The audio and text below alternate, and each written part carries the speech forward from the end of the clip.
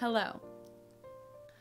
Hi, what's up? Welcome to Making a Musician. My name is Helen. I'm a singer, and today I'm going to talk about goal setting. I love a goal. Those who know me know I love a goal. And so January is always a really special time for me. I don't necessarily believe that like the new year is going to make you a new person or anything, right? But I definitely think that there's like something to the idea that like a year is such a great like way to measure time, progress. It's very convenient. It's a very clear measure. So I usually set my goals like monthly, yearly. And so it's that time of year. I'm excited to get into it. Specifically, I want to talk about setting goals as a musician because I think that like it's just hard as a musician, man. You know, there's always something you could be working on. So it's really easy to feel like your life kind of turns into this like runaway train and like there's 80,000 things you need to work on. So in my experience so far, which is not extensive, but I think I've figured out somewhat of a system, having a really systematic way of reflecting and setting goals has been really beneficial for me, and I'm excited to share that today. Let's get into it. Went back to January 2021, how to look at my goals. And then, so that's step one. Step two is to reflect on those goals. So did I make them? If so, like what did I do that worked? Like what was the secret sauce? What made it happen? And if not, why did it fall apart? And how can we maybe not make that same mistake in the future? Because I am all for making new mistakes, more exciting mistakes, more interesting mistakes going forward all the time. Okay, so another thing that I personally as a musician really find it important to reflect on in the, you know, when you're doing reflection, goal setting, for me, a lot of times at the beginning of the year, but at any point, is really on performances that you've given, maybe in the past, like maybe, like I know personally I did a recital that was a really big deal for me in the last year, so I reflected on that, how I approached that, you know, how the actual recital day went, a bunch of thinking about that. And then also reflecting on my practice habits for 2021. So, I mean, it's no secret, we were in a pandemic, and I didn't maybe have the most sustainable practice habits during that. And so reflecting about like, okay, like why did I feel the need to practice like a crazy woman constantly, and in a way that was not healthy? Okay, so maybe we now have some tools to combat that. Dope. And then also reflecting on things like my mindset towards practice. So like when I'm in a practice space, how can I have a positive mindset? Or did I last year have a positive mindset? Was I being nice to myself in the practice room so that I can, you know, really like have a fulfilling relationship with music and with my art form? The answer was not always yes. So yeah, I mean, for me at least, it's beneficial to reflect on like the recent past, so maybe the last like 3 to 6 months. And then also the full year, but also like, you know, I just finished at university. So having a look back at like freshman year of college, and like seeing all of that growth, I think the new year is a really wonderful time to do that. And give yourself a pat on the back. Like there were a lot of mistakes made. There were a lot of opportunities for growth, as I like to call them. But there was also a lot of stuff that I did that I'm pretty proud of. And when I look back, after I finally have, you know, when you have that moment to breathe after the chaos of the Christmas season, and you look back and you go like, okay, good for you. Like, snaps, nicely done. So, it's important to reflect, at least for me, when goal setting. I'm just saying. Okay, so the next thing I did when I was goal setting, like I said, runaway train. Like so many things you feel like you need to work on, at least as a musician, like I always feel like I'm playing catch up. So when I go set goals, I set like, you know, there's 90,000 things I want to get done, I want to get good at, and there's only so much time. So for me, it was really helpful to write a list of every goal that I could possibly want to set, like anything that flew into my mind, and then look at each of those and see like, okay, this is a really great goal. I would really like to work on this. Now is just not, this is not the chapter of my life that we're doing that in right now. Like this is not the time, but it's a great goal for later. And we put that in like we're gonna revisit this pile. And then there were goals where I was like, I don't know, I wrote that down, that doesn't resonate with me. Great, get rid of it. Got me a step closer to like what we do want. And then you have goals where you're like, that's a huge goal. You break that down.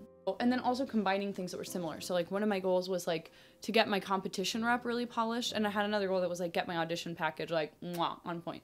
So a lot of times that's going to be a lot of the same material. Let's find a way to like merge those things and make that one goal. A vibe. Nailing it. Okay.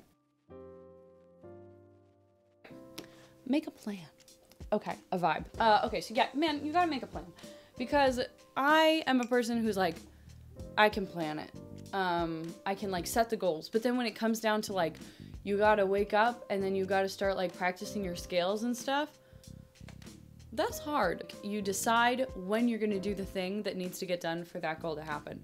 So one of my big goals this year is to read a book a week, right? I did that during part of 2021. It was really great, but it was not always possible. So my new plan, we're reading a book a week, but we're going with audiobooks, and I'm listening to them on my commute, which is still fairly long. So that makes that goal a lot easier to get to. I have a plan. I know that when I'm in the car, it's reading time, baby. We're getting those books knocked out. And it works for me. The other thing is to, you know, when you have a plan, it's easy to make the plan and be like, I'm going to practice after I wake up. I have my cup of coffee. We're going to do our scales. Okay. But then you don't want to. You're not motivated anymore. That's cool for a week, and then it's week 2, and you are tired. You're up to 4 sharps, and you're done. So, I've done that. One of the things that's really important is to find ways to keep yourself motivated. So I will consciously take time during the week to like look for materials that inspire me. Something that's been helping me stay motivated recently is the fact that I've been seeing a mindset coach, which has been really cool. It's been a really wonderful experience, and I would be thrilled to make a video on that. I think that mindset training is really important for musicians. It's not something I've been into until recently, and I've noticed huge benefits from that. So if that's something you're interested in, let me know. Like anyone's watching this. Anyways, so has been mindset coaching, and in that coaching session, we did this activity called 7 Layers of Why. So like one of my goals is to like get my piano chops up and going. And, you know, get that up and running. Like, doing the 7 layers of why was really helpful, because it's like, why do I want to learn piano? Well, because it's important as a singer. Why is it important as a singer? It helps you, you know, build a deeper understanding of the music in a way that, you know, you can't otherwise do very easily as a singer. And you go, why, 7 times. And eventually I figured out that, like, I'm really interested in building up my piano skills, because I think that that's going to be something that allows me to connect on a deeper level with my audience, because I'm going to have a deeper understanding of my scores as a result of that. So now when I get up and I go practice, it's not about like, yes, we're getting through like whatever song, we're getting through whatever piece, you know, we're just learning it because we gotta. It's like, no, you know, 5 years from now, I want to be able to really like connect with this music on a deeper level. It's gonna just bring that extra level of understanding to my performances. Now it's a lot easier to convince myself like, okay girl, we gotta go learn the E major scales. 2 octaves, hands together, because someday you're gonna want to sing something. You're gonna need to like sit down, play through some scores, learn some rolls. It's gonna help you out. The last thing that I suggest is having something that like you can see. I've heard people recommend like every morning you write your goals out. And this is kind of like that. It's not quite like that. I'll show you. Okay. So what I have is a board that I made. So I bought this picture frame, I'll show you, from a Goodwill. It was super cheap. And so what I have on here, here she is, ta-da! Okay, so what I did, basically, I bought a picture frame, like mad cheap from Goodwill. I think it was like it was $9.49, is what the sticker says. Okay, so we have this bad boy, and I split it up into like different sections, and this is just like in my apartment. I can see it from wherever I am at any time in the apartment because it is a small place, and This really helps me, like, if I'm just hanging out and I don't really know what to do, like, this is like staring at me, like burning a hole in my head with its eyes, if that makes sense. Telling me like, okay girl, we have goals. We have dreams. What are you doing? So here I have a calendar, which I have not yet written anything on, but this is more for like those moments where like right now my schedule is not so crazy that I can't keep track of it in my head, which is kind of bad, but I use like my phone in my head. That is a good system for right now. It's a light schedule. Yeah, so I got it. But like when my boss calls and is like, can you do a wedding on this day? I put a wedding so that if somebody else calls me, is like, I have a funeral on this day. Can you sing it? I can look at my calendar and go, no, I cannot. So, like recently I got a couple of new jobs that are very like performance heavy. So this is really helpful because I have somewhere where I can write the performances down, which I haven't yet done, clearly. But yeah, so I don't double book myself because that's a big no-no. You don't double book yourself. Now, okay, so. Okay, so we've got the goals for 2022, we've got them like written down. And then down here, okay, so this is so chaotic. These are like sticky notes that I have in the music I need to learn written on. Because like constantly in lessons, my teacher's like, you need to learn this piece. Like, can you come in and have it learned, like, next time I see you? And I'm like, If I don't write it down, it's not gonna happen. So, whenever somebody tells me, I need you to learn this piece, funerals, weddings, church music, like, opera scenes, whatever it is, it goes on a sticky note at the bottom of the board. And then I know when I'm like, I feel like I should be learning some music right now. I know what needs to get learned. So yeah, that's very helpful. And then in the other corner, one of the joys of being a singer is young artist programs, and it's application season. It is audition season. It's been audition season, and somehow it's still audition season.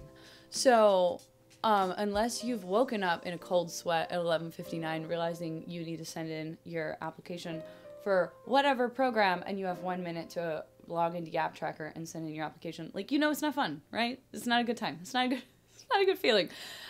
We want to get denied from Chautauqua because we sounded bad, not because we forgot to apply. So, positivity, mindset habits. So I have like the dates for the ones that are upcoming, so that if I'm like, oh, you know, it's the whatever day it is. I don't know, what day is it? It's the 7th, and you're like, oh my God, do I have something I need to be submitting? I can look at the board and be like, no, or I can be like, yes, get it together. It makes it easy. Because I was really, like, logging on to Gap Tracker, like, 3 times a day, every single day, being like, do I have an application due today? I don't recommend that. Use the board. So I have this board, and then I'm crazy with it. So I have a second board that I'm not really going to show you because it's not that helpful. But basically, it's another, like, gold frame that's slightly smaller. So this hangs on the wall. And the other one is slightly smaller. Thank you.